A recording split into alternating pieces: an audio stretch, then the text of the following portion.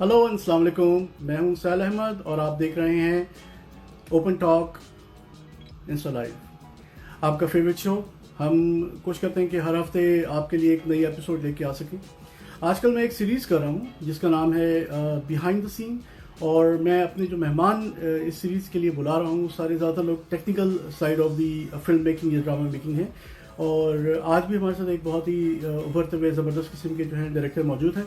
वो as AD जो है वो शेरदिल, हीर मांझा और द विंडो जैसी फिल्मों में काम कर चुके हैं और अभी हमें कुछ ही लम्हे में ज्वाइन करने वाले हैं। Let's invite him.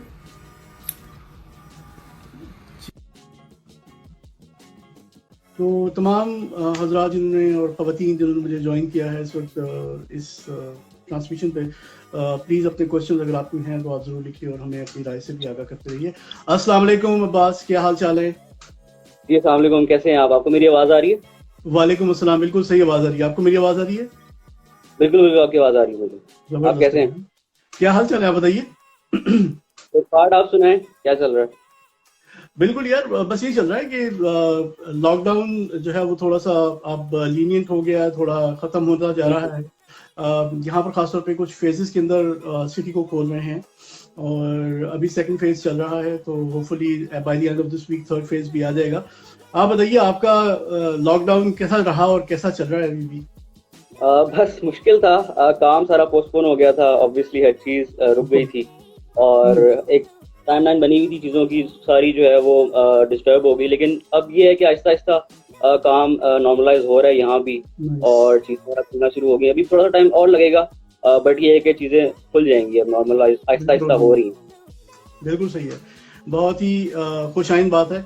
आपके बड़े अच्छे अच्छे काम हम पिछले दिनों देखते रहे हैं। आप फिल्मों में भी जो है as assistant director, as an assistant director आप काम करते रहे हैं। तो हम आज खासतौर पर बात इसी हवाले से करेंगे क्योंकि डायरेक्शन जो है, हर बंदा एक डायरेक्टर है जिसमें आप काम कर रहे हैं, लेकिन बिल्कुल। असिस्टेंट डायरेक्टर का रोल जो है वो एक्चुअल किसी भी प्रोडक्शन में, किसी भी फिल्म मेकिंग प्रोसेस के अंदर वो क्या होता है, हम उसके बारे में बात करेंगे, उस पर भी आएंगे।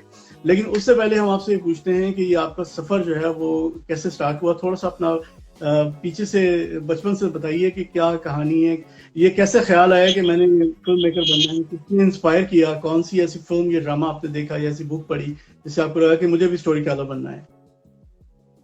मेरा बचपन से ही एक तरह से समझ लें ख्वाब था।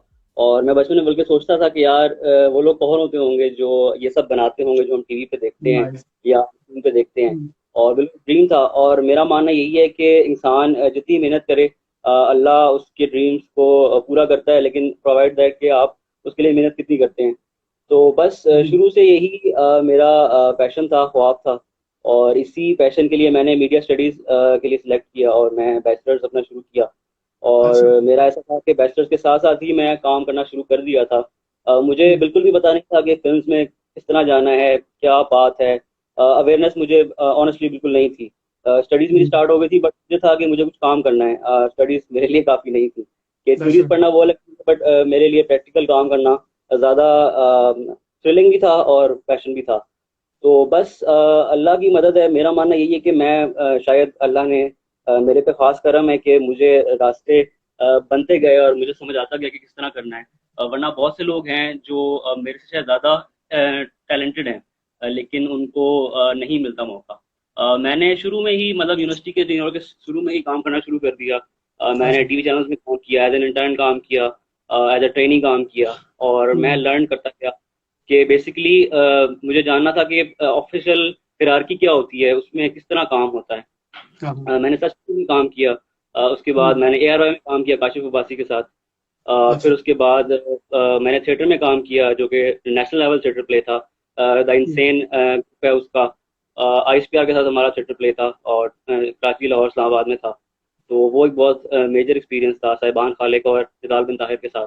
वो राइट। उन्होंने मुझे अपॉर्चुनिटी दी, उससे मेरा वो एक तरह से ब्रेक थ्रू था एंटरटेनमेंट इंडस्ट्री में। पहला जी। काम था मेरा, क्योंकि मैं पहले टीवी अच्छा। चैनल में काम करता था। उसके बाद थिएटर का एक बिल्कुल नया यूनिक एक्सपीरियंस था। और थिएटर में आपको जैसे जानते हैं कि फिल्म में तो बहुत बाद में जाके ऑडियंस का रिव्यू आता है, थिएटर में तो बिल्कुल सामने ऑडियंस होती है और वो रियल टाइम में आपको रिव्यू दे रही होती है। तो बहुत अच्छा लगता था कि जब आप काम करें और आप सामने से आपको तालियां बज रही हैं, तो बहुत एक अच्छी फीलिंग आती थी। आपने काम किया है, आप पार्ट है उसमें, लोग आपको रिव्यू दे रहे हैं। बाकी फिल्म का जहाँ तक बात है, फिल्म मैं लकी था, मेरे कुछ दोस्त थे एनसीए के, उन्होंने उनके कुछ जानने वाले फिल्म बना रहे थे, उन्होंने पोस्ट किया ऑनलाइन कि we need people for the film. I never knew कि हाउ बिग इट इज़। मैंने राइट अवे कांटेक्ट किया और उन्होंने कहा कि ठीक है आप आ जाए, हम आपसे मिलते हैं। वो लकीली इस्लामाबाद में था, वरना आपको पता है इस्लामाबाद में बहुत कम काम होता है। मैं राइट अवे पहुंच गया और बिलीव में मैं वहाँ जब गया तो मुझे अंदाजा हुआ कि how big opportunity is this for me. Project मतलब उसमें क्लास एक्टर थे उस फिल्म में, वो feature film, high budget feature film थी। और उन्होंने कहा कि आप एज एन एडी आ जाए। उस वक्त मुझे पता भी नहीं था कि एडी के काम क्या होते हैं, उसने क्या कुछ करना होता है। उन्होंने कहा बस आप हमारे पास आ जाएं, 20-30 डेज की शूट है, आप हमारे साथ रहेंगे, हमारे साथ स्टे करेंगे। तो मेरे लिए काफ़ी मुश्किल भी था, बिकॉज फर्स्ट टाइम था मेरे लिए, और मैं थोड़ा हैरान भी था कि अच्छा मुझे आपके साथ रहना भी पड़ेगा। तो 24 आवर्स मतलब, तो मेरे लिए बहुत मुश्किल डिसीजन था, बिकॉज मेरी यूनिवर्सिटी कंटिन्यू थी और मेरा सेमेस्टर पूरा मतलब वेस्ट हो सकता था। मैं बहुत उसके ऊपर सोचता रहा, बहुत मुझे टाइम लगा कि क्या मैं करूं। मैं 90% कन्विंस हो गया था कि मैं मना कर दूंगा कि यार मेरी यूनिवर्सिटी है, वेस्ट हो नहीं जाएगा। कर सकते, हाँ। मेरे अंदर एक आवाज आई कि यार ये अपॉर्चुनिटी है, ये बाद में नहीं आएगी। यूनिवर्सिटी चलो हो ही जाएगी, लेकिन ये चीज़ बाद में नहीं आने वाली। तो बस सही। वही था। मैंने कहा कि ठीक है मैं आ रहा हूँ, and the rest is history. तो मैं वहाँ चला गया, वहाँ पे फिल्म स्टार्ट हुई और मैं देखता गया, ऑब्जर्व करता गया किस तरह काम हो रहा है। मुझे डिपार्टमेंट्स पता लगे कि डायरेक्शन डिपार्टमेंट क्या कर रहा होता है, आर्ट डिपार्टमेंट क्या कर रहा होता है, लाइन प्रोडक्शन क्या कर रही होती है, नाइस। जो है वो डायरेक्टर का क्या काम है, प्रोडक्शन डिजाइनर का क्या काम है। मैं समझता गया, सीखता गया। और लकीली वही बात है, अल्लाह का करम था। वो मैं जब आधा टेन्योर गुजरा था, तो कुछ इश्यूज थे फिल्म में इंटरनली, तो वो फिल्म का रुक गया कि अगला स्पेल अब हम बाद में करेंगे और वो लाहौर में करेंगे। तो अच्छा। मैं फिर वो ऑब्वियसली रुक गया, तो मैं फिर अपनी यूनिवर्सिटी ज्वाइन कर ली। मैंने इतना मतलब लॉस भी नहीं हुआ बीच में, और मैंने उसी टेन्योर में थिएटर भी किया, और मेरी फिल्म भी एक तरह से हो गई। मैंने थोड़ा बहुत ऑब्जर्व करके सीख लिया कि किस तरह होता है, मुझे अंदाजा हो गया। सही। और लकीली वो semester मेरा वेस्ट नहीं हुआ, मैंने वो सेमेस्टर क्लियर कर लिया। और फिर बस ये उसके बाद भी ये है कि मुझमें और एनर्जी आ गई कि मैंने मजीद काम करना है। फिर मैंने ब्लैक बॉक्स साउंड्स, आपको पता होगा इस्लामाबाद में एक मेजर प्रोडक्शन हाउस है, वो ज्वाइन किया समर्स में। वहाँ पे मैंने एज एन इंटर्न डीओपी काम किया। और उसके बाद जब अगला सेमेस्टर स्टार्ट हुआ, उसके एंड में जाके मुझे एक कॉल आती है कि we are looking for ADs for film, और आप आएँ। और मैं वहाँ गया तो मुझे पता लगा कि ये शेरदिल के लिए जो है वो कास्टिंग और सारा हायरिंग चल रही है। स्वीट। तो मेरे अच्छा, लिए वो एक बहुत बात बताइए कि जब जी, जो आप हम जब भी कोई अपनी मर्जी का कोई काम कर रहे होते हैं, कि जब बहुत एक्साइटेड हैं, जिस काम को आप हमेशा चाहते हैं कि आप कर सकें, जब आप पहली बार पहला दिन अपने शूट पे गए और आप बहुत ज़्यादा सुपर एक्साइटेड हो गए कि भाई मैं, ये मेरा ख्वाब आज सच हो रहा है, I am gonna live my dream, right? तो उस वक्त कोई ऐसी डिसअपॉइंटमेंट्स थी जो आपको वहां जाके सेट पे जाके महसूस हुई कि यार ये मैं गोफर बनने तो नहीं आया था, या मैं ये नखरे उठाने थोड़ी आया था मैं लोगों की, मैं तो डायरेक्टर बनने आया था, ऐसा कुछ हुआ? नहीं, मैं अगर अपने बारे में बताऊँ, मेरे में ईगो मतलब इस तरह नहीं है कि मैं ये करूँगा, ये काम नहीं करूँगा। मेरे में आई थिंक पैशन नज़र आता है लोगों को, इसीलिए मेरा काम शायद पसंद आता है। जी। और मैंने बिल्कुल भी ये ऐसा शो नहीं किया कि मैं ये नहीं करूँगा, मैं ऐसे नहीं करूँगा।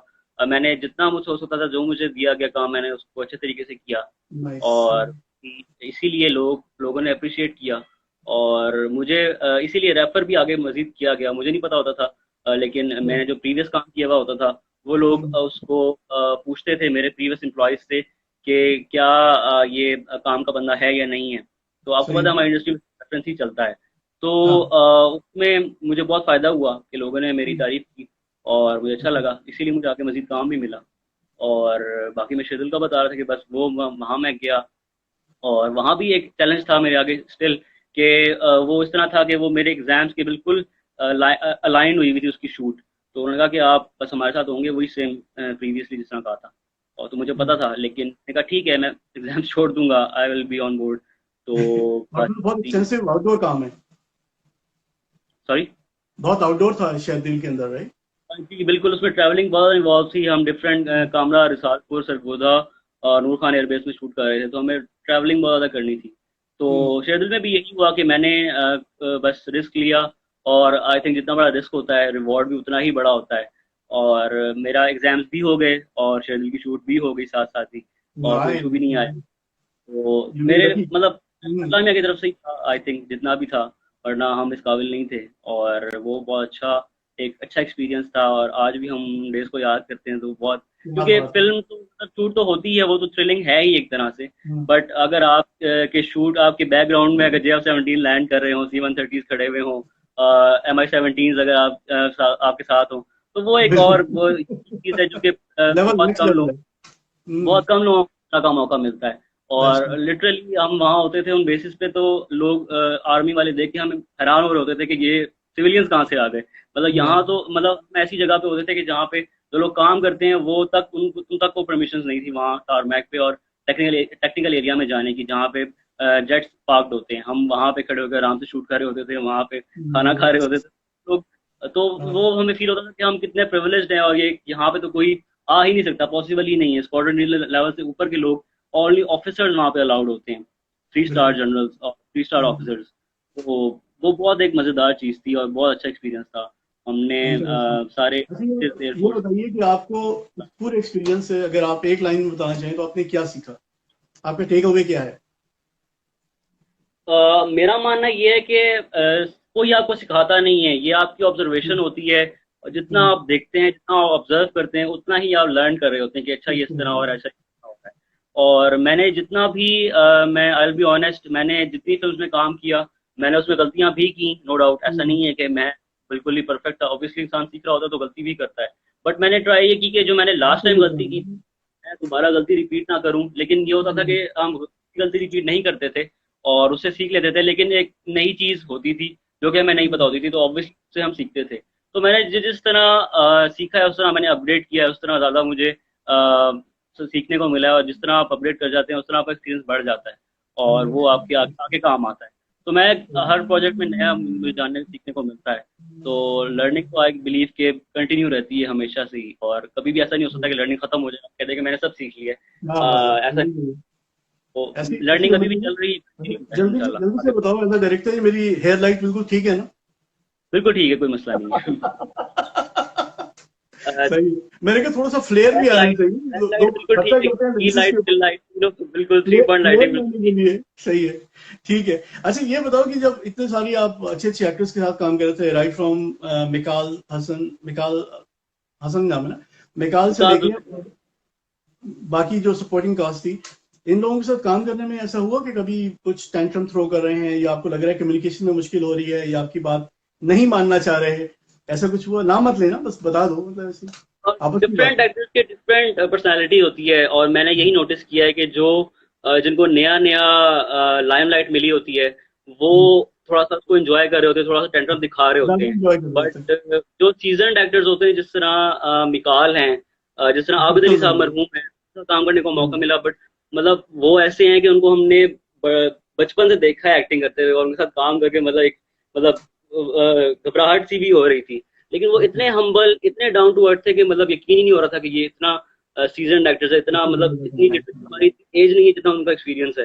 तो वो बहुत हम्बल थे और बहुत डिसेंट, बहुत डाउन टू अर्थ थे। लेकिन नए नए एक्टर्स जो हैं, आई से कि कुछ कुछ होते हैं, सारे नहीं, मतलब सारा तो मैं नहीं कह सकता, हाँ। बहुत कम 10% होते हैं जो थोड़ा सा नखरे दिखाते हैं। लेकिन बाकियों को पता होता है कि ये हमारा काम है, और वो काम में आपको तंग नहीं करते। उन्हीं इसी वजह से वो मशहूर है, इसी वजह से वो फेमस है। बिल्कुल। तो इस और वो अच्छा, हम ये बताओ, फैंस नहीं नखरे होते, हम नखरे, वो कुली कर रहे होते हैं, तो इस वजह से इतना हाँ, मसला नहीं नखरे होता। कैसे दिखाते थे वो? किस किस्म के नखरे दिखाते हैं जो लोग दिखाते हैं? वो क्या नखरे होते हैं उनके?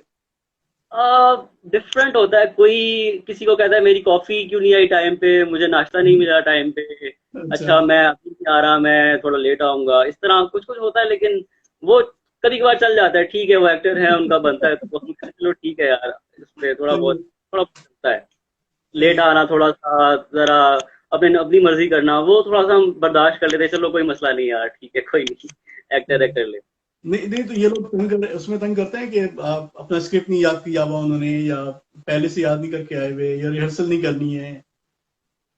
नहीं, आई डोंट थिंक सो। मैंने ऐसा कोई एक्टर नहीं देखा अभी तक जितने साथ मैंने हम्म। काम। और कभी कभार तो ऐसा होता है कि आपके स्क्रिप्ट होता है वो बहुत 2 पेजेस का सीन है या 1.5 पेजेस का सीन है, तो आपको लगता है कि शायद ये लाइन भूल जाएं, तो आप रेडी होते हैं कि चलो ये लाइन भूल के तो हम उनको स्क्रिप्ट सुपरवाइज कर देंगे, क्योंकि हमारा काम है ऑब्वियसली। लेकिन I was astonished, specially Sami Khan, he was amazing, Rabia Chaudhary, मतलब they were pinpoint accurate, and उन्होंने एक भी गलती नहीं की पूरे, मतलब एक सीन्स की डिफरेंट डिफरेंट रीटेक्स होती हैं, 10 रीटेक्स हो रही है, 7 रीटेक्स हो रही हैं, वो हर रीटेक में बिल्कुल एक्यूरेट अपना मार्क पे, अपनी ब्लॉकिंग पे अपना डायलॉग देते थे, बहुत और लाइन। बहुत सीजन हैं। अच्छा, कभी ऐसा होता है लड़कियां जो है, अगर एक सीन में दो तीन लड़कियां साथ में हैं और वो किसी को एक कोई शक हो गया कि वो दूसरी वाली से अच्छी नहीं लग रही है, लाइट सही नहीं पड़ रही है, या मेकअप में कोई इशू है, हेयर में मसला है, ऐसे मसाइल कभी होते हैं? ये वैसे डायरेक्टर का काम है कि वो देखे कि स्क्रीन प्रेजेंस सही है, प्रॉपरली उनका मेकअप है, कोई बाल आंख पे तो नहीं आ रहा, कहीं साइड पे तो नहीं जा रहा, तो ये होता तो है, ये डायरेक्टर का काम है, लेकिन नहीं, कभी ऐसा ये होगा कि एक्ट्रेसेस खुद नेचुरल कहेंगे, भी है, हाँ, नेचुरल भी है कि एक्ट्रेसेस खुद एक्टर्स कहेंगे आगे हमें नहीं स्क्रीन पे अच्छे अपना लग रहे हैं। हैं कि अच्छा मैं कैसे लग रहा हूँ, उनको फिक्र होती है, एक्टर्स को भी एक्ट्रेसेस को भी, दोनों को, कि अच्छा मैं कैसा लग रहा हूँ, उनको अपनी एक्टिंग अपनी, और ये फायदा भी होता है कि वो कुछ चीज गलती कर रहे हैं तो वो उसको सुधार लेते हैं अगली टेक में, वो खुद ही कह देते हैं कि यार एक और रीटेक कर लेना, डायरेक्टर ना भी करे तो, क्योंकि उनको फील हो रहा होता है कि उन्होंने अपना 100% नहीं दिया और वो और बेहतर कर सकते हैं, तो वो कभी बार खुद ही कह देते हैं और आगे देखते भी हैं कि हम कैसे लग रहे हैं, तो ये तो होता है डेफिनेटली। That's true. अच्छा, ये बताओ कि हीर मांझा पे काम करना कैसा रहा आपका, किस तरह का एक्सपीरियंस था? हीर मांझा वॉज नाइस एक्सपीरियंस, और शेरदिल के बाद अशरफ भाई के साथ दूसरी फिल्म थी, तो हम्म, थोड़ा बहुत जलन हम थे, पहले से ही काम करके पता था कि काम करने का तरीका किस तरह का है, वो हम्म, मतलब बगैर बताए कुछ बातें समझ आ जाती थी, और थोड़ा बहुत एक्सपीरियंस भी हो गया था फिल्म का, तो अच्छा एक्सपीरियंस था, और वो जॉनरा भी डिफरेंट था, मतलब शेरदिल के बाद बिल्कुल एक्शन मूवी के बाद एक रोमांटिक कॉमेडी, तो हम्म, वो एक्टर्स भी डिफरेंट थे, तो और मज़ा आ रहा था, थोड़ी शुगर मेला सेट पे लगा रहता था, तो इट वाज हेल्दी इन्वायरमेंट और मज़ा आ रहा था, अली रहमान, हरीम फारूक, इनके साथ मज़ा आ रहा था काम करके, हम्म। और अच्छा एक्सपीरियंस था बिल्कुल, और ये लोग वैसे भी मजीद काफी फन फन ऑब्वियसली। लविंग दोनों एक्टर्स हैं, बहुत लाइट लाइट मूड में के रहते हैं और खुश व खुर्रम रहते हैं, इजी गोइंग है जी मेरे जी। ख्याल से। बिल्कुल ठीक है, बिल्कुल ठीक है। अच्छा, ये बताइए कि अभी अगर आप वापस देखें तो शेरदिल के हवाले से दोबारा अगर बात की जाए, उसमें एक बड़ा इंटरेस्टिंग सीन था क्लाइमेक्स में, जो कि बड़ा रेलेवेंट था रियल लाइफ के साथ। और जी मैं तो जी। कम से कम यही सोच रहा था कि ये आप लोगों ने बिल्कुल लास्ट में शूट करके वो जो है वो इंडियन पायलट को लटकाया है दरख्त के ऊपर, तो ये क्या, ये किस तरह से इतनी जल्दी आप लोगों ने कैचअप किया? इसकी बिल्कुल एक स्टोरी है डेफिनेटली, ये बात बहुत से लोगों ने, इनफैक्ट सबने यही की कि ये वाला सीन तो तुमने बाद में जानबूझ के ऐड किया है, जो इंसिडेंट हुआ था फरवरी में, तो लेकिन जो फैक्ट ऑफ द मैटर है वो यही है, मतलब कि वो सीन पहले से ही एडिट था, आई डोंट नो ये कोइंसिडेंट था जो भी था, राइटर ने, हम राइटर को भी यही कहते थे कि सर आपने फ्यूचर प्रिडिक्ट कर लिया, और वही हुआ जो हमने लिखा हुआ था, वो चीज़ हमने 1 साल पहले शूट भी कर ली थी, फिल्म तो ऑब्वियसली बहुत बाद में आके रिलीज होती है, तो हम वो सीन शूट बहुत पहले करते थे, बस एटलीस्ट 1 ईयर पहले करते थे, और वो लिखा गया था एटलीस्ट 3 ईयर जो है पहले। वो बहुत दूर ये अंदेश है। मजेदार, बिल्कुल वो काफी मजेदार चीज थी कि हमने जो लिखा हुआ था वही रियल लाइफ में इंडिया ने हमारी फिल्म की प्रमोशन कर दी, और ये सभी कह रहे थे कि ये बेस्ट टाइम था फिल्म की रिलीज के लिए, क्योंकि बिल्कुल हालात उसी तरह हर कोई पेट्रियाटिक हुआ था, और वो बहुत रेलेवेंट टाइम था, और ऐसा लग रहा था कि हमने इसी इंसिडेंट पे फिल्म बनाई है, तो वो काफी एक मजेदार चीज थी, उसका टीजर भी उन्हीं डेज में रिलीज हुआ था, और वो कुछ ही दिन बाद फिल्म रिलीज हो गई थी, तो वो बहुत एक रेलेवेंट चीज थी, तो परफेक्ट वो भी एंडिंग थी, बड़ी एडिट परफेक्ट था। एंडिंग थी।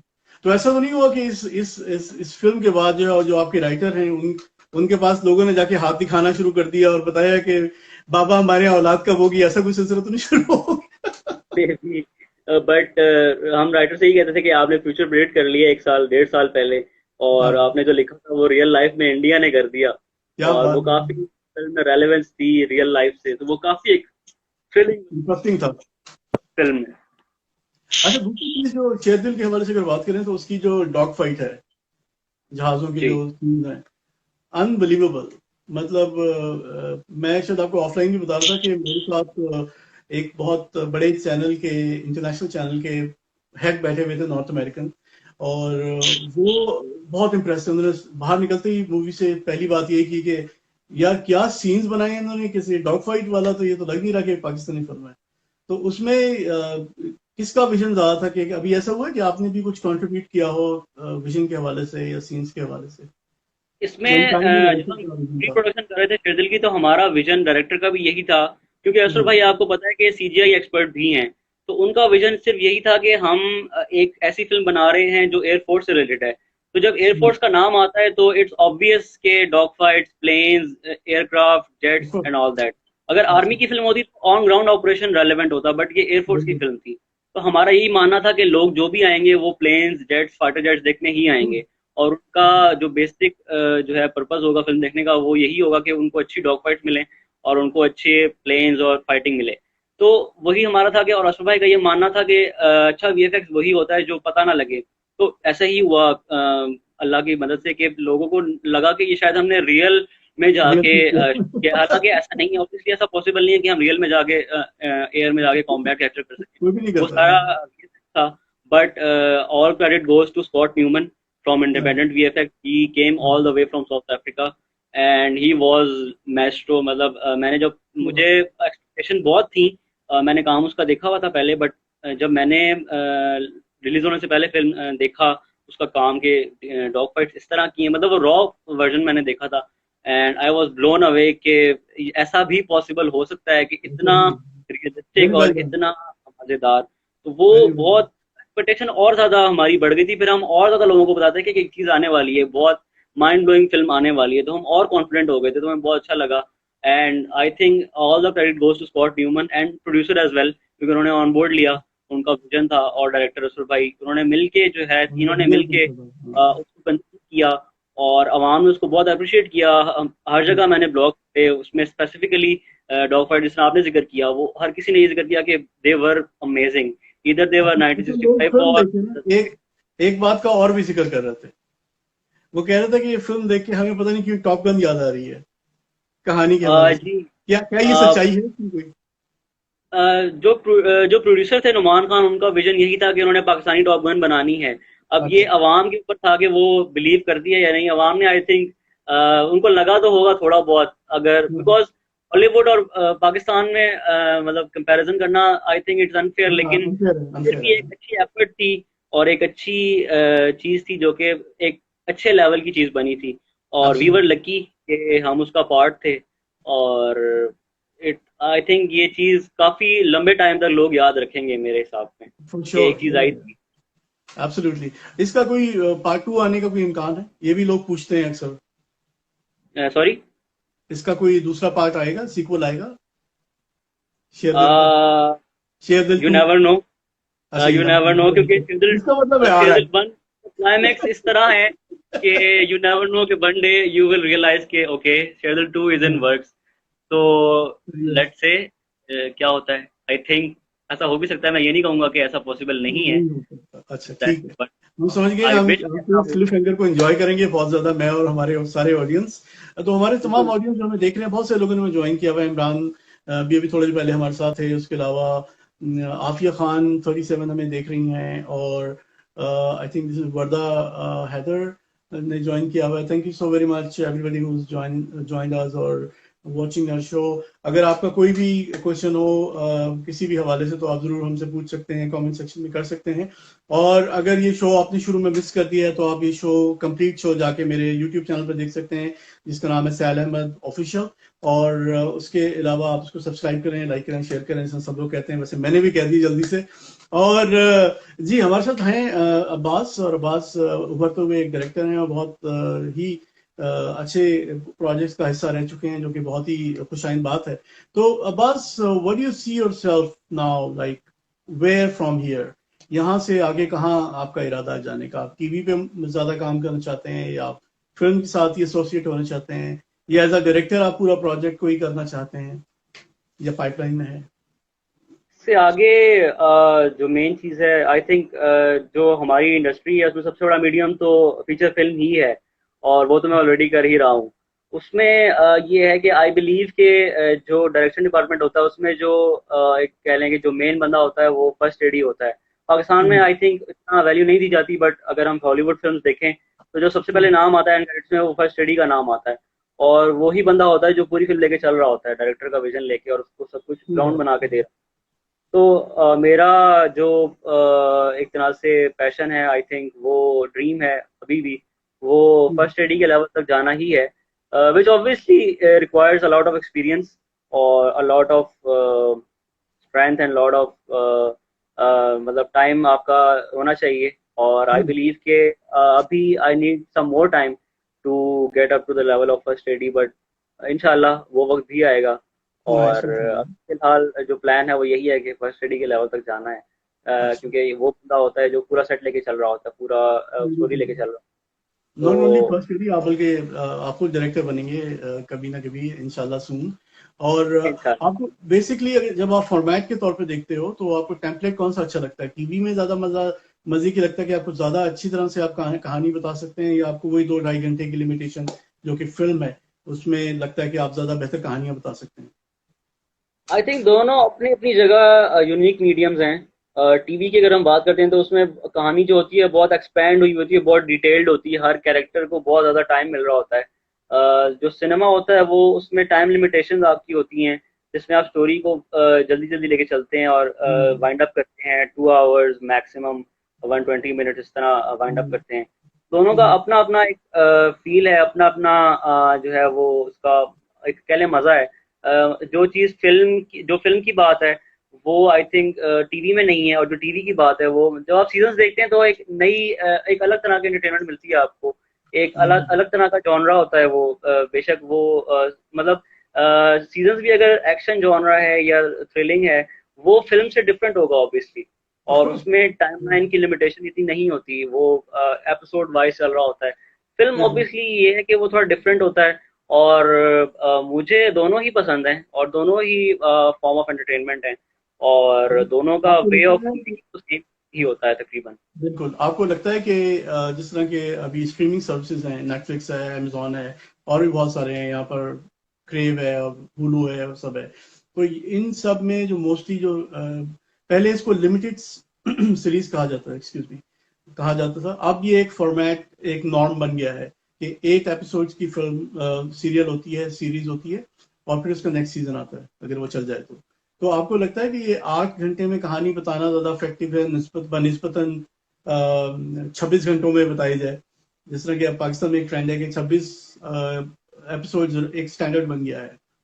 क्या लगता है आपको कि कहानी ये सही है कि आठ दोनों घंटों अपनी में बता के खत्म करनी है? जगह मैसेज देने में तो अगर आप चाहें तो आप डॉक्यूमेंट्री के थ्रू भी मैसेज दे सकते हैं, एक सॉन्ग के थ्रू मैसेज दे सकते हैं, हम्म, ऑब्वियसली फिल्म के थ्रू भी मैसेज दिया जाता है, हम देखते हैं। और इन फॉर्म ऑफ ड्रामास भी हम देखते हैं, जिस तरह ऐद वफा भी आया था, और भी बहुत डिफरेंट आते हैं। वो दोनों सारे जितने भी मीडियम्स हैं वो एक तरीका है मैसेज देने का। और दोनों में आई थिंक हर किसी की अलग अलग ऑडियंस है।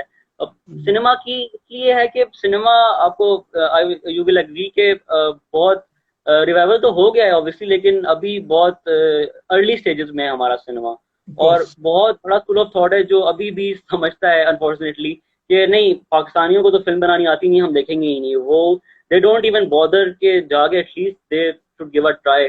तो वो जाते भी नहीं है, और हम देखते हैं कि जब कोई फिल्म हॉलीवुड की आती है तो उसके एडवांस टिकट बुक हो रहे लगने लगी होते हैं। होती है। थोड़ा सा एक है डिग्रेडिंग है कि हमें देखनी चाहिए, सपोर्ट करना चाहिए, बट ये है कि थोड़ा टाइम लगेगा। बट जो डेफिनेटली जो टीवी की ऑडियंस है वो काफ़ी ज़्यादा है, बिकॉज इजी भी है कि आपके लाउंज में वही वो है। अवेलेबल है। आपको ना हाँ, जाके टिकट लेना है, ना जाके वेट करना है, तो वो थोड़ा सा और फिर यहाँ पे अभी आपने देखा होगा ऑनलाइन प्लेटफॉर्म्स भी, जिस तरह इंडिया में हॉटस्टार और इस तरह के प्लेटफॉर्म्स हैं, Disney plus, Amazon prime and Netflix, ये पाकिस्तान में अभी आ तो रहे हैं, बट लेकिन उनकी जो ऑडियंस है वो बहुत अभी कम है। तो बहुत कम है। इसी वजह से हम देखते हैं कि हमारा कंटेंट नेटफ्लिक्स पे या इन प्लेटफॉर्म्स पे नहीं नजर आता एज कम्पेयर टू इंडिया। वहाँ पे हम देखते हैं रोज के रोज वीकली नया कंटेंट आ रहा होता है। तो I think it will take time, बस थोड़ा it's all matter of time कि यहाँ भी इस तरह का कंटेंट बनेगा जो कि नेटफ्लिक्स तक जाएगा और इन प्लेटफॉर्म्स पे आएगा। बाकी पाकिस्तान का अपना भी आई थिंक के इस तरह का प्लेटफॉर्म होना चाहिए जो कि ऑनलाइन हमारी कंटेंट चलाए, लेट इट बी ड्रामाज और फिल्म्स बोथ। तो थोड़ा टाइम लगेगा, बट मुझे तो लगता है कि डेफिनेटली इस वक्त भी नेटफ्लिक्स के अगर आप देख लें तो उसके ऊपर पाकिस्तानी ड्रामे भी रखे हुए हैं, मौजूद हैं, और फिल्में भी मौजूद हैं। तो अगर अगर आप कंपेयर करेंगे इंडिया से, क्योंकि इंडिया में अर्बन पॉपुलेशन बहुत ज़्यादा है जो कि ये जी जी स्ट्रीमिंग सर्विसेज को अफोर्ड कर सकते हैं, इसी, लेकिन पाकिस्तान बहुत लिमिटेड है उस हिसाब से। लेकिन आपके पास सबसे अच्छी बात यह है कि हमारी ज़बान ऐसी है जो कि इंडिया सिमिलर में है, भी बोली जाती है। सिमिलर ऑडियंस, इस बिल्कुल हम ज़बान का फ़ायदा इंडियन उठा के ऑडियंस को भी अट्रैक्ट कर आप सकते अपनी हैं। मार्केट को और एक्सपेंड कर बिल्कुल सकते हैं। डिफरेंस आई थिंक यही है कि इंडिया की आबादी पाकिस्तान से बहुत ज्यादा है, वहाँ पे बिल्कुल। सिनेमा की भी 1000+ स्क्रीन हैं। यहाँ पे I guess there are very much less, मतलब अगर हम रेशो निकालें तो बहुत कम बनता है। तो इसी वजह से इंडिया वहाँ में पे थ्री रिजल्ट होते थाउजेंड हैं वो प्लस भी अच्छे। स्क्रीन हैं। इंडिया में 3000 प्लस स्क्रीन हैं। जी जी एग्जैक्टली, तो वही बहुत मेरा बहुत पॉइंट है ज्यादा कि पाकिस्तान में उस हिसाब से तो मतलब बहुत है। मिनिमम बहुत कम स्क्रीन हैं। सो इसीलिए आप यहाँ पे हम देखते हैं कि फिल्म के बजट जो होते हैं वो भी आपको बहुत कम नजर आते हैं, क्योंकि कोई भी प्रोड्यूसर या एग्जीक्यूटिव प्रोड्यूसर इतना ज्यादा अमाउंट अपनी स्टक नहीं करना चाहता जो कि उसको यकीन ना हो कि उसको रिटर्न प्रॉफिट का जो मिलेगा। होता है। तो इसीलिए यहाँ पे अभी जो है वो आई थिंक थोड़ा टाइम लगेगा ऑडियंस डेवलप होने में और कंटेंट ऐसा बनने में, उस लेवल तक पहुंचने में कि हमारा कंटेंट अपना प्लेटफॉर्म हो ऑनलाइन भी और इंटरनेशनल प्लेटफॉर्म पे भी हमारा कंटेंट चल रहा हो। तो I think it will take a little more time. या अच्छी बात यही है कि हम देखते हैं कि 2019 में there were 20 films announced, feature films, और 2020 में देयर वर 40 फिल्म्स अनाउंस्ड। अब ऑब्वियसली कोविड आ गया, थोड़ी बहुत ईद की वजह से वो फिल्म रिलीज नहीं हो सकी, लेकिन they will be releasing, they are under process. So ये बात अच्छी है कि पाकिस्तान में फिल्में बनना शुरू हो गई हैं and it is quality content. तो वो बहुत अच्छी बात है कि हम देखते हैं अपनी स्क्रीन पे, हम अपना पहले तो कॉन्सेप्ट ही नहीं था पाकिस्तानी फिल्म का, और जब से वार आई, वो पहले बोल आई फिर वार आई, उसके बाद से ये नावानू अफराद के बाद ये सब कुछ चीजें शुरू हुई। तो एक बहुत खुशाइन बात है कि हमारे यहाँ रुझान आ गया है, अब ऑडियंस बिल्ड होना शुरू हो गई है सिनेमा की भी, टेलीविजन की तो ऑब्वियसली है ही। So it's just a matter of time कि हमारी ऑडियंस डेवलप होती जाएगी, और अभी सिनेमाज भी ऑब्वियसली बंद हैं, लेकिन डेफिनेटली सब चीज़ें खुलेंगी तो things will get back to normal obviously, और ये चीज़ें कंटिन्यू रहेंगी। क्योंकि काफ़ी डाउट था लोगों में कि अब क्या होगा, सिनेमाज तो बंद हो गए हैं। ऐसा नहीं है, सिनेमाज कम्प्लीटली बंद नहीं हो सकते। देर आर मैनी पीपल जिनका बिल्कुल ब्रेड एंड बटर जो है वो फिल्म प्रोडक्शन ही है, इधर they are exhibitors, they are, तो ये चीज़ें चलेंगी और इंशाल्लाह बहुत जल्द कंटिन्यू होंगी। Let's see what future holds for us, all of us, or including the film industry all over the world, और पाकिस्तान में भी। और Abbas, we wish you all the best. You've been doing great. और आप जैसे ब्राइट टैलेंट्स को सामने आने की जरूरत है और ज्यादा अच्छा काम करने की जरूरत है। I am sure you will go places इंशाल्लाह, और हम आपको बहुत अच्छा अच्छा काम देंगे as a director as well, जो प्योरली आपका विजन होगा, और इंशाल्लाह आप उसमें कामयाब भी होंगे। तो हमारे तमाम ऑडियंस जो हमें देख रहे हैं उनका भी बहुत बहुत शुक्रिया। एक बार फिर आप ये शो जाके और ऐसे बहुत सारे मजेदार सेलिब्रिटी इंटरव्यूज और रिव्यूज जो हैं वो आप मेरे यूट्यूब चैनल पर देख सकते हैं, जो कि सैल अहमद ऑफिशियल है। Ahmed with E, it's SALAHMEDOFFICIAL। So Sal Ahmed official. और एंजॉय करें, एक दूसरे का ख्याल रखें। अब्बास, बहुत बहुत शुक्रिया once again for being with us, talking to us. अपना ख्याल रखिए और स्टे सेफ एवरीवन। अल्लाह हाफिज, टेक केयर।